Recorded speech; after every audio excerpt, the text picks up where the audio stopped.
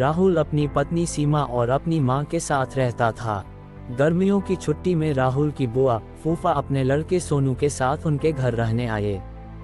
घर आते ही फूफा जी राहुल से बोले कि यहाँ तो बहुत गर्मी है, घर में कोई एग नहीं है क्या? राहुल की मां ने बोला, भाई साहब अभी कुछ दिन पहले ही राहुल ने अपने कमरे में एग लगवाया है।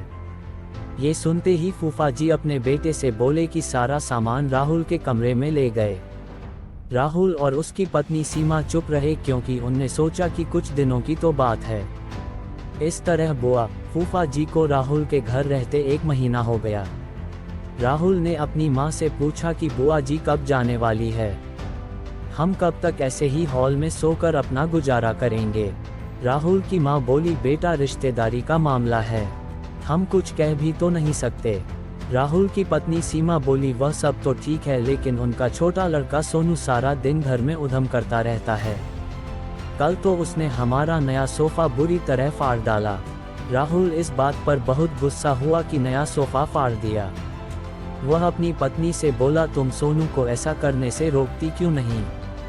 सीमा बोली, जब से बुआ फूफा जी आए हैं कुछ खाने की डिमांड करते हैं, जिससे मेरा और माँ जी का सारा दिन तो रसोई में ही बीत जाता है। राहुल ने कहा कि मैं अभी जाकर फूफा जी से पूछता हूँ कि वह आखिर कब जाएंगे।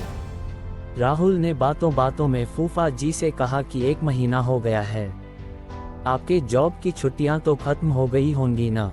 फूफा जी बोले, राहुल मैंने जॉब तो कब की छोड़ दी, अब तो मैं बिजनेस करता हूँ और अब मैं इस शहर में भी कुछ बिजनेस खोलने की सोच रहा हूँ।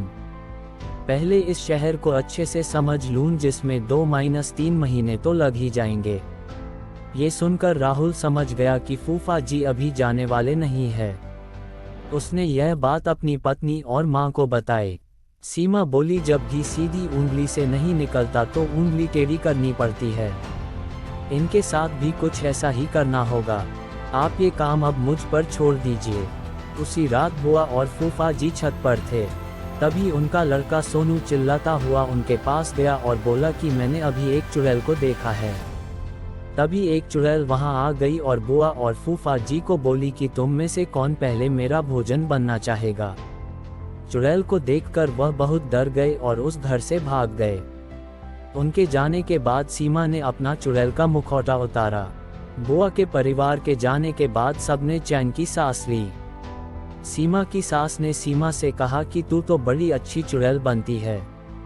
ये कहकर सब हंसने लगे।